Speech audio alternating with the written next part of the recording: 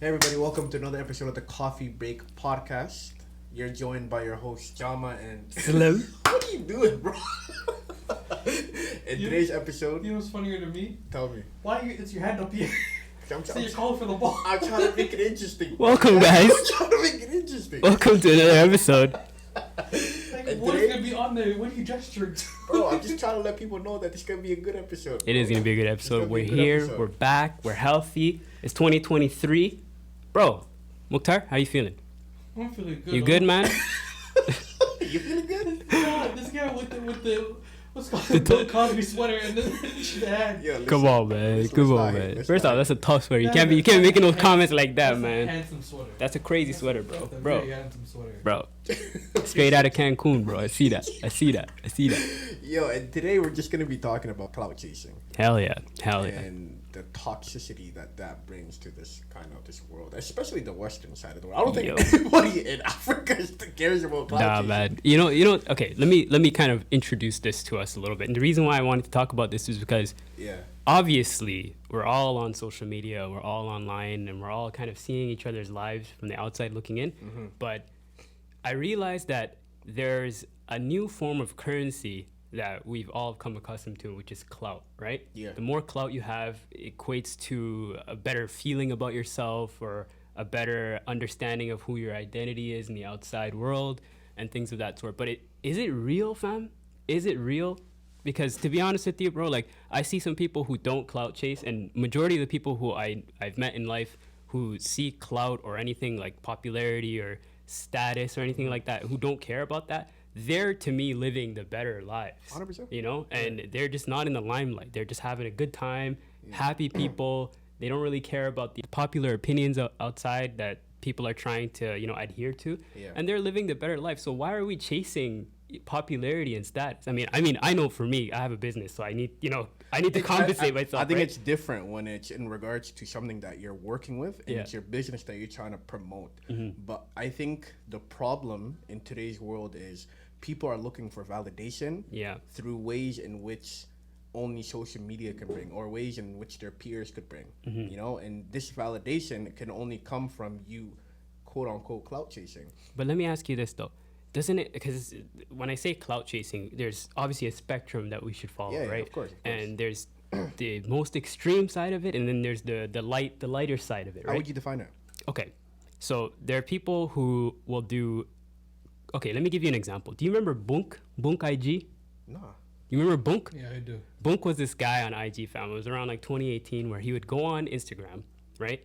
And he would on Instagram Live, he would go on and he would go inside a barbershop or some kind of a store or something, and he would just steal on live. How do you And steal then- from a barber? Bro, he would be in the barber chair. What do you He'd be in the barber chair. He'd get a cut, and then he'd have his phone out like this. Oh, he's walking out? He's running out, bro. Oh, He's bolting out. And damn. as soon as he's running out, he's like, Bunk IG, Bunk IG, Bunk IG. He's just actually plugging kinda himself, funny. you know? That's actually I funny. remember the donut shop where he took Bro. the whole cart of literally stacks of donuts on that little wheelie thing. Yeah. Took it out the store and ran. Just made himself known for stealing on Instagram, Damn, you know? damn. And that is to me like the epitome of clout addiction. You know what I mean? Like Yeah. committing crimes online so people will follow you and see you, and you're seeking their validation, even though they're looking at you and laughing and disgust. See the way you're looking at me right now, bro? Like, it's like, bro, like we don't respect you for this. Yet you still consider the views and the clicks and the likes that you're getting to be respect from people. It's not respect. So why are people so obsessed with this type of shit?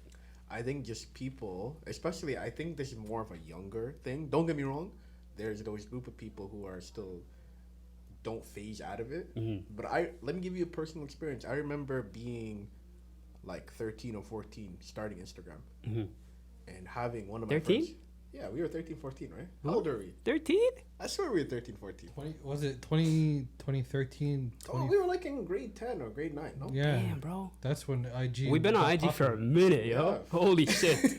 But I remember like posting a picture, Mhm.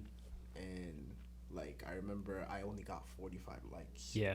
And that rubbed you the wrong way? And I was like, crap, my peer. And this was a time where a friend and I were kind of competing. And we were like, who's going to get more likes? The first post that he had 101 likes. Ooh.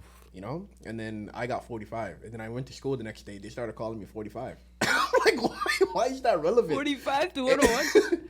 But the point that I'm making is, when you're younger, you're always looking for validation from your peers. It's because that's what brings you happiness, and especially from an output or like an outlet like social media, right? I agree. But my problem is people who don't phase out of it. Yeah. Because giving you another personal experience, there's this guy we went to high school with that I'm still baffled that he's actually a human being. He was more of a character to me.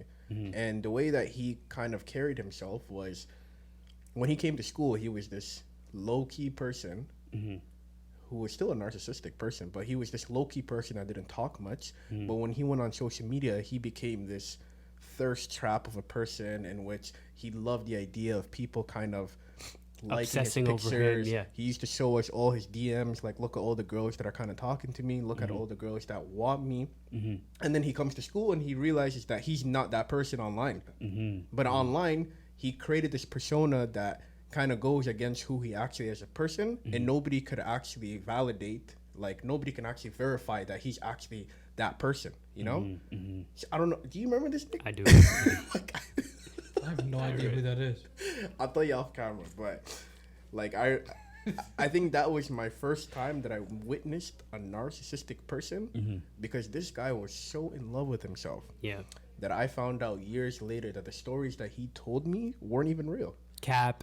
You know, yeah. The Just stories- say you, right? The stories that he told The me. story's not real. Clue me in. The stories that he told me, he just went home, made all this shit up, posted it on his social media, got 1,000, 4,000 likes, came back to us and said, "Yo, I'm getting these girls." And I was like, "Oh, yo, could you tell me your secrets, bro? I'm trying to get on that, you know." But it was all cap. It was all cap, bro. Yeah. It was all cap. And he was addicted to the idea of people loving him, but in reality, nobody was actually fucking with this guy, and that's because he was more in love with the idea of himself than actually working on himself as a person. Yeah. You know? Yeah.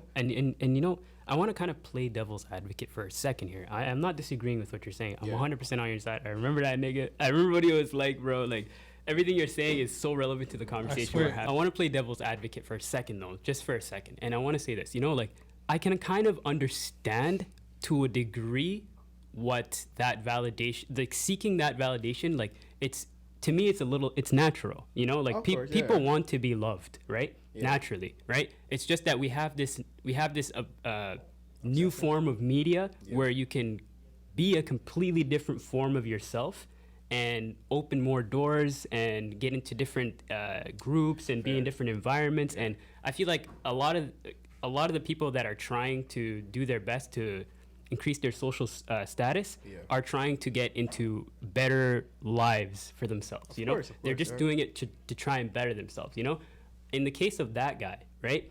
I don't think he understood the responsibilities you have in your actual current life to be the best version of you. You know, you can't be a celebrity only online. You know, people can't only love you online, because when they meet you IRL, bro, it has to reciprocate, you know, like, you have to be practicing what you've always been preaching, right? And he definitely wasn't doing that. We all saw it because we were on a day-to-day basis with him.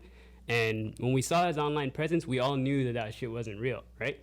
So I think authenticity has a lot to do with it. I think that's where he got it messed up, because he wasn't being authentic to himself, and he was just trying to create something for others that don't know him to be. And I think that's where the addiction part comes in, you know, like, some people almost forget that they're an actual person, you know what I mean? And they want to be something they see online or something, or they get inspired by someone that they looked up to, or even if it's a peer doing something, like the way you said, like, we had the likes competition, you know? It could start from that and then just grow into something that the person can't control anymore, you know? And I think one of the things that people don't realize is being self-aware when you're in the process of, like, clout chasing and stuff like that. That's not I don't think people are nearly as self-aware as they should be when they're trying to attain a personality online, because, like I said, at the end of the day, fam, like, in real life, you're gonna be you know. And if you can't match who you are online, no one's gonna rock with you. So. No, 100%. And I think to that point, like, we're in an age where we see our favorite celebrity, like, let's say Give me a terrible celebrity. Kanye West. No, I think to be honest, that's the story for another time. But I think he's just mentally unstable. But like for somebody who Skip throws, Bayless. bro, you still bringing that up till this day. I like. He's the biggest Skip Bayless protector until last week. That's funny, but like to the point that I'm making is like, they look up these celebrities who are all about shooting, doing this, doing that, sleeping with women, doing with that, and they say, I love this. I'm gonna take attributes of that, put that into my online personality, right? And then not knowing that you have to keep that same energy when you actually are on your ones walking down the street, right? And then these same people rap about guns and all this mumbo jumbo just to know later that that's actually not their lifestyle, you know? And they're just benefiting off of the idea of what they think is cool. Yeah. And the idea of clout chasing is just, in my opinion, so toxic. I think the best example of toxicity in clout chasing is the Logan Paul incident. Remember, he was at that point where he was vlogging every day, and this man was in.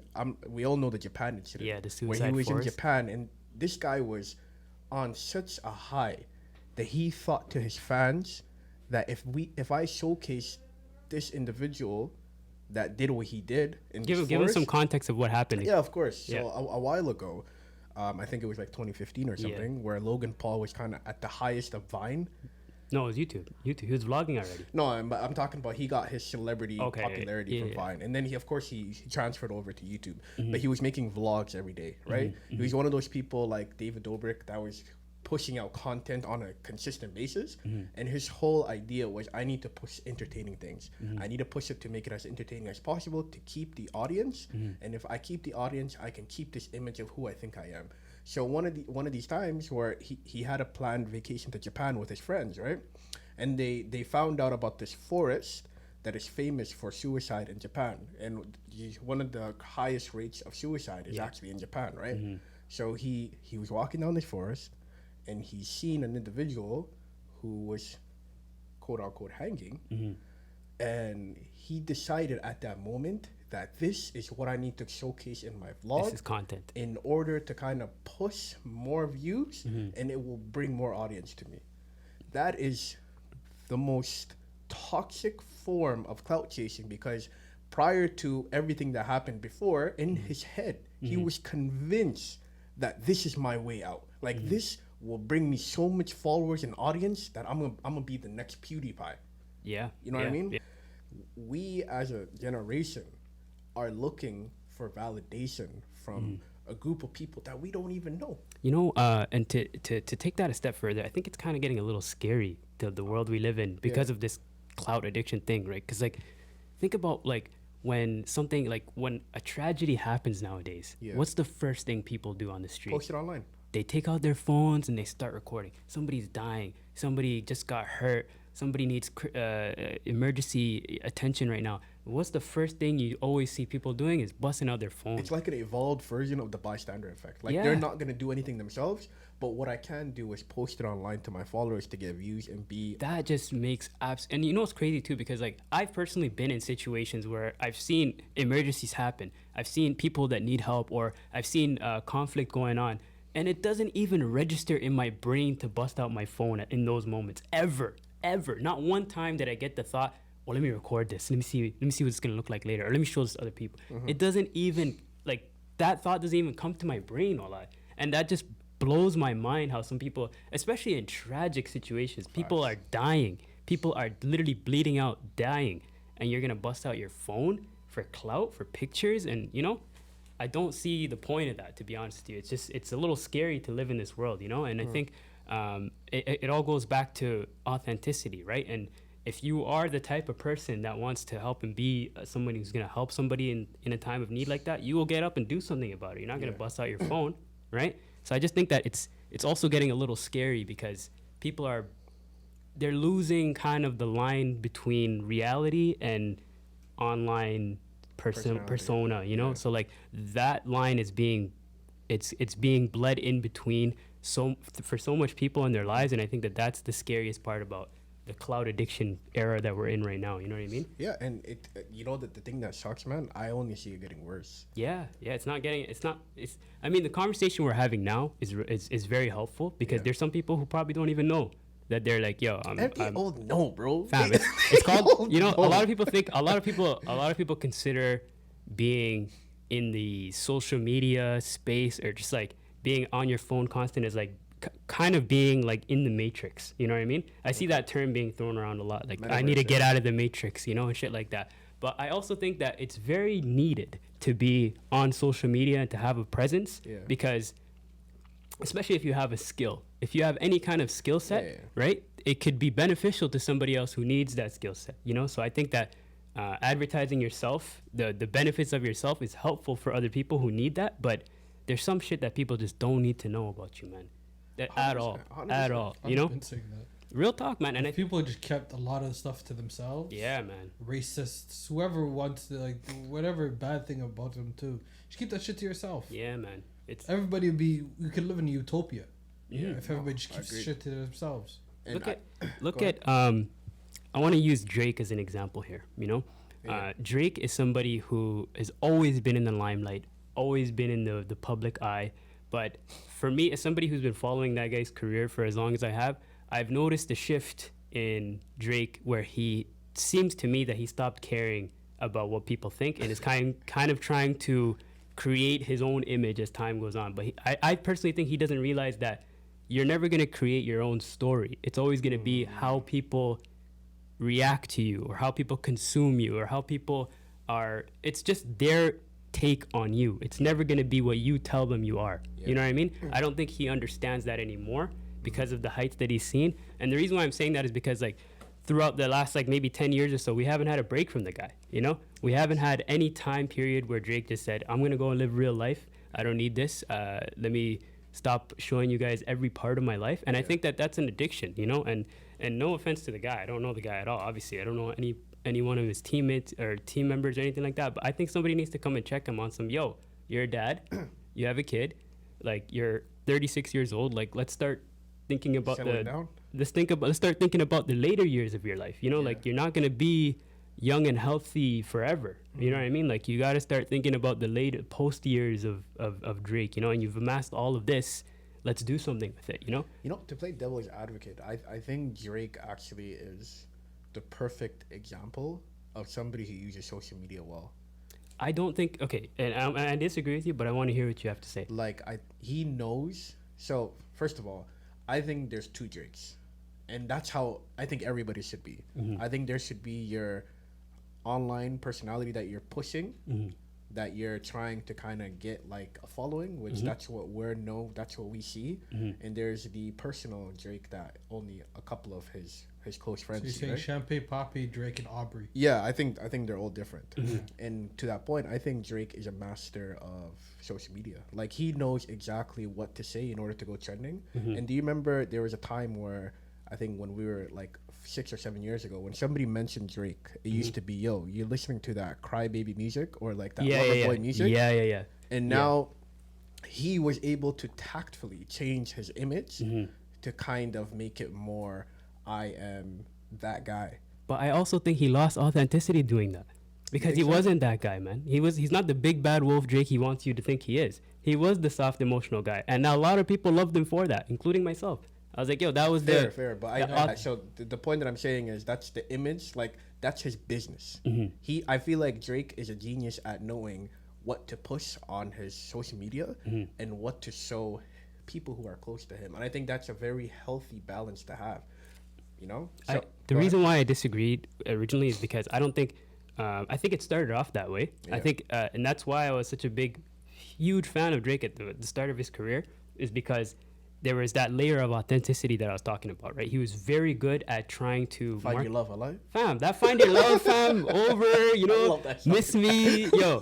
Up until Nothing Was the Same, Views, fam, like that was like a very personal / very vulnerable side to an artist that we probably haven't seen in music, you know, or at that level of hip hop, you know what I mean? But as time went on, I feel like now we're in the last maybe 2-3 years or so, we're seeing a lot of the Drake wants to be the 21 Savage, you know, like the big bad wolf character, like I'm that nigga type of shit. And that's where he kind of lost me. You know what I mean? Really? I'm like, I can see the falseness in this, and I see the persona you're trying to put out there, and it's very different from how you originally were promoting yourself to be. So I'm like, I disagree with you to a degree. I understand where you're coming from, but I still think that same side of Drake is still here. Like, he had an entire album this year dedicated to dancehall music. It wasn't dancehall, it was just dance music. You know what I meant, my guy. What's wrong? Dancehall is like Caribbean, fam. But you know what I meant. Like, he's still out here pushing. Like, something that I find really interesting about this dude is he doesn't really care about what he's pushing out. Sometimes when it comes to his music, he pushes out what he wants to. You know, I disagree, man. I disagree because, like I said, I don't want to get too into the specifics, but I'll give you an example of what I mean. Go ahead. I feel like 5 or 6 years ago, there used to be more love songs. There used to be more songs about wanting to be in love with somebody, the thought of being in love with somebody, and just the closeness that a woman and a man can have together. I feel like that was a big thing back then. Nowadays, it's fuck this bitch. She cheated on me. I can get every bitch I want. That's what R&B has turned into. And I think that's because of Drake, fam. I think that's because of Drake. I think he's perpetuated that for the last few years or so in his music, and that's kind of how the sound of R&B is turning into. And that's not authentic to me. I'm just like, yo. That's a very interesting take. But to navigate back to the conversation, like the idea of toxic. So I agree with you that Drake, he kind of has this online persona that in a way, he's clout chasing, but it's his way of staying relevant. And it's, in my opinion, there's like what Mukhtar said earlier. There's I think it's addiction though, man. Because look at his peers. Look at his peers. You see The Weeknd, you see Kendrick Lamar, you see J. Cole. None of those guys are as present on social media as Drake, and they still do numbers just like. I think that's the perfect balance. Well, first of all, nobody does numbers like Drake. But nobody does. I mean, he breaks records and whatnot, but like if you compare like to his peers, his actual peers, he's not doing 10 times better than them. No, like they put in work just like him. Out of everybody, he's seen as the most marketable one. Out of everybody, he's seen. But that's only because he's the biggest artist in the world right now. But that's only because he's giving you guys literally 110% of himself at all times. These guys are literally giving you 5-10%. Like, when have you last seen Kendrick Lamar in social media? That's what I'm saying. Like, these guys are giving you the blueprint that you don't have to do this. No, I agree. And Drake is just basically saying, "Fuck that. I think this is the best way." Because he's clout chasing. Yeah. But in a way, it's for his business. Going back to the point that you made, remember when you played devil advocate with me earlier? Yeah. There's a little caveat with it when it's your business. But I still think that there needs to be a healthy balance that you brought up for J. Cole. Yeah. I only hear of J. Cole either when he's playing basketball at Brampton, or he's dropping an album, or he's dropping an album. Yeah. You never hear from this guy otherwise. And I respect that. You know? I respect that a lot. Another individual who I think was clout chasing is Tekashi 6ix9ine. Oh hell yeah! Man. So this guy was part of a gang. He pushed this idea that I'm a gangbanger. I smash all the women. I do all of this. I take all the drugs. Look at my face. Like, my face is the personification that everything that I say in my music. You know. And when shit hit the fan, when shit hit the fan, that man was incarcerated. What was the first thing that he did? Snitched on everybody. And that's because he created a persona that this is who I am. And when it actually came to the realization that I'm not who I am, man sang like a canary. That's crazy. You know what I mean? No, I 100% agree with you. I think it's very like the world we're living in today, fam. It's hard to balance your actual presence that you're gonna leave. You know, like it's hard to balance because some people are on the side that they don't even have social media. They don't give a fuck about that shit. It's just text my number if you need me or call me, right? And then there's other people who literally are making a story as we speak. You know, they have like, you know, you go through somebody's story, you have to press it a million times to get through their shit. I can't stand those people, bro. Yo, another one in the stage on topic, but people who go to concerts, who Snapchat story the whole concert. Yo. That's a clout chasing in my opinion. And on top of that, they're singing in the background like we can't hear them. I'm like, bro, shut up. I'm like, yo, like, come on, man. Like, what are you doing, bro? Enjoy your experience, you know? Oh my god. If I could give one message to my peers or people older than me, younger than me, it doesn't even matter. Like, my thing is, you need to be able to love who you are. You need to be able to grow into the person that you are. You need to be able to be happy with who you are. And sometimes when you convince yourself that you're a certain way online, you start to believe that's who you are. Exactly. And it becomes difficult to differentiate between who you created and who you actually were. You know what I mean? And that's going back to my story earlier about our high school. But he created this image that only the 300 of us that went to that school know. And the thousands of people online were like, yo, this guy's actually cool. But we all knew. On another note, man, another social media person who I think like was clout chasing for his entire life. And it's an interesting spin because he's not even a black guy. Yep. It's Skip Bayless. Skip Bayless created this whole online personality that he hates LeBron James. Yeah. Even if LeBron James was to score 50 points, 50 rebounds, 50 assists, 50 blah, blah, blah, blah, blah, he's going to remember the one free throw that he missed. And this whole idea of hating LeBron brought fame to him, you know? And he was intoxicated by this amount of views that he was getting. He's seen the amount. He built his career. Yeah, he built his career off of hating one individual. And it didn't start with LeBron. It started with AI, you know. Oh, did it? AI was the first guy he hated. So then AI literally went on TV and said, why does this guy hate me so much? I never met him a day in my life. He's just a random guy who talked. Why does he hate me so much? And then he went on this whole tangent of like, yo, you're done. You don't know how to play anymore. You're selfish. Da, da, da. And then AI ended up, you know, his phased out. His career was done. Yeah. Who's the first person on the scene? LeBron James. All right, we got a new target. You know, he's moved on to Luka Doncic now. He hates Luka? Yeah, he hates Luka. I hate Luka. Fam. You remember that game? He had 60, 20, and 10? Yeah. He said it was an 8 out of 10 performance. Can you imagine? Okay. Not to navigate into basketball. Yeah. We can talk about this later. That's the definition of clout chasing right there. Like what we're just discussing right now, like is clout chasing. That's his next generation? Yeah, that's his next generation. LeBron James. But the fact that he created this whole thing about hating one person and building this career off of the idea of this, like I think it's so ridiculous. To the point that me and Mukhtar argue about this all the time. Is Skip Bayless a good person?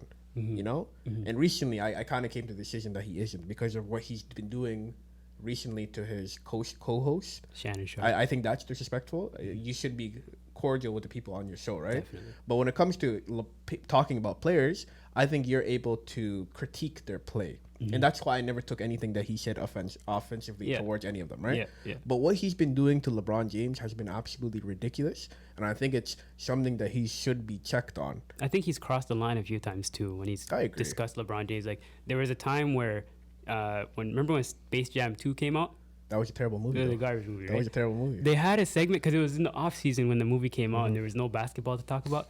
They literally had a segment on that show. Is LeBron a better father than Michael Jordan? Really? That was the segment, bro. Like, and Shannon Sharp's in there like, what are we talking about right now? Like, are we critiquing their father skills? That actually happened. And Skip Bayless had the nerve to be like, LeBron's a worse father than Michael Jordan. Like, what can so you, like, I don't understand, bro. Like, what can somebody do to get you that angry at them? It's not that. It's about staying relevant. It is about staying. Clout chasing is the idea. You know, Skip Bayless cracked the one time, you know. How? He cracked one time. When? There was a time where KD was in the media, right? And remember when KD was going back and forth with the fans when he was leaving Golden State and all that shit, and he had that whole spiel? Everybody was talking about, does Kevin Durant need to respond to fans, you know? And that was the whole conversation, right? Skip Bayless gets on his show, looks at the camera, talks to Kevin Durant directly. You know what he told him? He said, Kevin Durant, you're not LeBron James. We need LeBron James. If LeBron James does something, we need him. We talk about him. You're one of the guys. We don't need you. You're not that big of a name. So you doing all this back and forth. Interesting thing is, so basically he exposed himself and said, I need LeBron James for my career. Even though LeBron James never acknowledged me ever in my life, I need him to be relevant. Interesting. So that's where I caught him lacking, bro. You caught him? Caught him lacking, bro. The man, that his name will forever be associated with LeBron, though. Yep. Like I'm sure, and you feel free to jump in. I feel like whenever LeBron does retire in a few years, Skip Bayless is gonna be less relevant. Yeah, I mean, now he's moved on to less Luka. relevant now. He's moved I don't on to think it's Luka. too No, relevant. people still tune in to Undisputed to check to see what he says about More LeBron so James. for think- Shannon Sharp, though. The fact that exactly that point, the fact that players are now in the media Mhm. and people are paying attention. Like we've spoken about JJ Redick, Draymond Green. Yeah. There's a bunch of guys. Shaq and Charles been in there for a while, but Mhm. that's who people more want to hear because they break down the game. Mhm. Mark, remember that clip of Mark Cuban and Skip Bayless going at it? Yeah, I remember that. Mark. Oh yeah, after the finals, right? Yeah, and Mark Cuban said, "You guys talk about generalities. Mhm. If you guys are going to talk about their defense and what type of defense they played against LeBron, this is the type of defense we and this is the type of changes we made at LeBron, and this is why like he broke it down and he said, you guys don't know shit. You guys talk generalities, but what made me say Skip Bayless is just it's a piece of shit. Yeah. Is that remember that Dak Prescott thing? Oh my God! Explain. That was explain, by ex- far the explain worst it. thing he's- Explain for the people that didn't know. Dak Prescott is the quarterback for the Cowboys, and I think within a few months, his mother and his brother committed suicide. Crap. Okay. Yeah. And this guy was like, he came out in the media, said he was talking about his mental health, Okay. and this guy's talking about nobody wants to hear that. Yeah. Yeah. Skip Bayless said, Did you actually say that? you know what he said? And this is paraphrasing, but he was like, "We don't need to hear about that. We need to see you play football." Damn. When his mother and his brother committed suicide. Damn. Can you imagine? Like, and Was Shannon Sharp was baffled to hear It that. was during Undisputed. Yeah, it was on the show. On the show. Oh man. On the show, he made that statement like, "We don't need to hear about that. We need to see you play football." Okay. That's Okay. crazy to say as somebody who has no fucking talent in the sport at all. How can you even say something like that? You know, It Damn. goes too far. it's a sad world we're living in, man. I'm not gonna lie, but I think having the mind space to at least understand, or the self-awareness to understand that most of these people are just characters, they're not really like this IRL, that's gonna help you in life. Just knowing that is gonna help you in life, you know, like you're not gonna meet Yeah. Skip Bayless and he's not gonna be the same way he's on Undisputed IRL. Hmm. Just knowing that is, I think that's a level of comfort that people should have, you know. No, but there's certain lines you shouldn't cross. Like you know, Colby Covington from the UFC. Yeah. I think it was Joe Rogan that was saying it. This whole patriotic character he's playing, it was a character at the beginning until he started believing it. I think it was Joe Rogan, but I forgot who said it. He said like there's certain people, these guys start believing their character. Yeah. No, yeah. If you're willing to say some shit I for so agree. long, it becomes you. Yeah. To that point, bro. I remember there was a time in university I was getting like straight like D's and C's, right? You? In like my third year. Third year was hard for That's me. crazy. Third year was hard for me. But I convinced, like, I remember when my parents asked me, I'm like, I'm getting B's, I'm getting A's. And then I convinced myself to the point where I thought I was doing well in school. Like, the point I'm trying to make is your mind is such a powerful tool that, the more you tell it, the more it will believe it. It's the placebo effect. Yeah, exactly. So if you keep telling yourself you're a specific way, if you keep telling yourself that you're this, you're that, you're that, eventually your online personality, just like the Kashi 69, it's gonna be who you are inside, like everywhere. You know, like you need to be able to kind of differentiate between what you do online and what you do via in real life. I think sorry to cut you off if you're about to say something, but I think the perfect example of somebody who keeps a balance is this comedian that I follow named Kev on Stage. You know Kev on Stage? I love Kev on Stage. Is he bro. from what was that company, man? All Def Digital? All Def Digital. Yeah, he's from there. Yeah, like yeah. this man is such a genius at what he does, and like don't get me wrong, where he's on 3 different shows, 3 different podcasts. It's like he dishes out so much content. But at the end of the day, when it comes to him, his wife, and his 2 kids, he keeps that shit as Beyond private, eh? beyond private, bro. And that's because he knows that the more It's that Kev on Stage, not family on stage. I yeah, like- exactly. He knows that that's what I'm providing. Of course, I'm creating a community with my online fans, but there's some stuff that they don't need to know, and that's what I think this generation is doing wrong. I feel like our generation is sharing everything and their mothers online. You need to be able to have some stuff just for yourself, and the Yeah. people around you. Privacy is like it's like gold. There's no such man. thing as privacy these days. I Privacy think is like gold. comedians draw that line very well though, because they're on Agreed. stage for a living. 100%. Yeah. Like for example, Andrew Scholes, right? Yeah. Like I love that guy. He's so funny to me, and I watch all his stand up. I know the randomest stories that he tells. But at the end of the day, I found out recently that he has a girlfriend, and that's He's because married. he was on. He's Yeah, married, yeah, yeah. He's exactly. I didn't even know that. Yeah, we just told you right now. I think that's perfect because he only shows aspects of himself that he wants the media to see. And our generation feels the need to share everything. I think that's an amazing segue you just brought up, bro. The need to share everything. Yeah. You know, like when something good happens to you, you're probably thinking, yo, man, I want people to know this. You know, you're like, I need to show this off, or I got a new car, I got a new this. I want to show this off in some way. But like, people are like programmed to like almost bust out their phone immediately, take a video, or post it online, and show everybody. 100%. You know, it's like almost like a programming in their head. You know, and I feel like that you touched on it so well, bro. Like the need to share. You don't need to share everything. You know, Facts. it's actually better not to share your personal life, because that could haunt you in the future if you're sharing to the wrong 100%. people. You know what I mean? 100%. So people aren't even realizing this. Like, you don't need to go on like, and that's why like I see a bunch of people with like second accounts or third accounts and shit like that. You know, where they just post all their real shit there, and then they post like the whatever shit for other people and shit. And I feel like that's like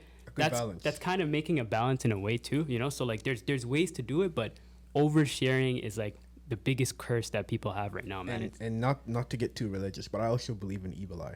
Like I believe that there, regardless of let's say if I was to put something out on social media, let's say 99% of people are happy for me. Yeah. Like, oh, I'm so happy, congratulations. There's still that one person who is either jealous or mad or some form of like anger towards you, right? Just wish bad for you. And the idea of evil eye will always come back to you if you keep dishing out everything, all your success online, you know? Keep the important things to yourself and to your family, and always share what you're comfortable sharing with online. Because that's going to come back to you.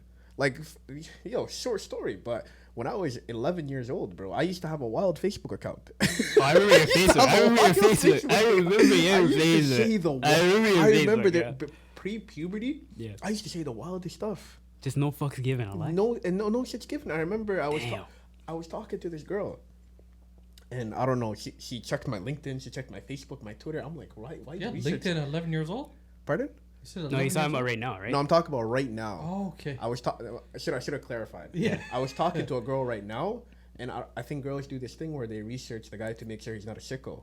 Like, she told me where I worked at, and I'm like, excuse me? Damn. But she saw my Facebook account from 11 or whatever, how many long years not ago. private, fam?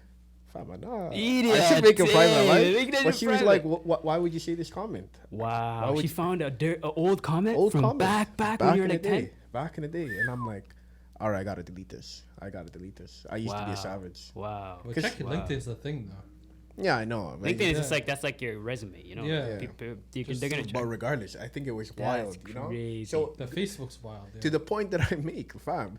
Yeah, I have some messages from you that are wild. Yeah, on so do Facebook. I about you. Don't act like I'm the only one. Yo, me and Don't act like I'm the only me and this guy, we used to see some wild stuff back and forth. Do you remember I think we were in grade 9, and every Friday we used to have rock, paper, scissors. I don't remember. Do you that. remember? And then if we lost, we used to tell the other post something what on to your thing. say. And we used to tell each other to Yo, say I'm just taking. Yo, the shocking. That's just like a memory unlock. You know, funny enough, probably once a year or maybe twice a year, I go into my Facebook conversations. You scroll through? I scroll through them. Damn. And I think it's so interesting the way I need to that, do that, man. certain friends and I used to talk, like people who I used to talk to, people who I don't talk to currently. Yeah. But I feel like we're getting too. Do you have off funny topic. photos on Facebook? I deleted everything. Ah. It sucks. I keep my shit there, but it's I wish private. I privated it. It's all on only me. do You know when wish. it's on only me? Yeah, My I wish shit's I on did, only because me. there were some really cool pictures of me when I was a kid that I don't have anymore. That I would have loved to have.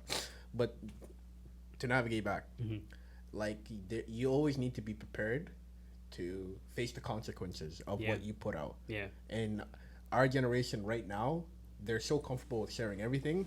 Then later when I work in different HR like divisions, right? So not my companies, but there are some HR companies that check your social media, sit fam. down with you. Wow, and go through your go shit? through it together. Damn. And I'm like, holy cow! Just be prepared, you know. Be prepared for everything. Interesting. You know what I mean? Yo, that's actually crazy. I'm not taking that in. Like, they're gonna vet your Instagram and your. That's why I'm private and everything. That's crazy. That's actually crazy, bro. But yo, it's a real thing, man. Like, just be careful what you do, because like course. the point you made about evil eye is so real too, bro. Because like people can prey on your downfall without you knowing it. You know, like you post something that should be like everybody should be happy about and shit. There's that one person that's like, please God, let this guy have lightning strike on him tomorrow. You know, like, and that's just gonna fuck you up in life, bro. I really truly believe that shit exists, bro. So be careful, guys. Well, thank you guys again for coming back to another episode of the Coffee Break Podcast. I'm your host, Slim. This is my brother. Jama. This is my other brother. Mukhtar. Thank you again. Like, share, subscribe. Send this to all your friends. We want to hear your opinion in the comments below. So please, please tap in. We'll see you next time.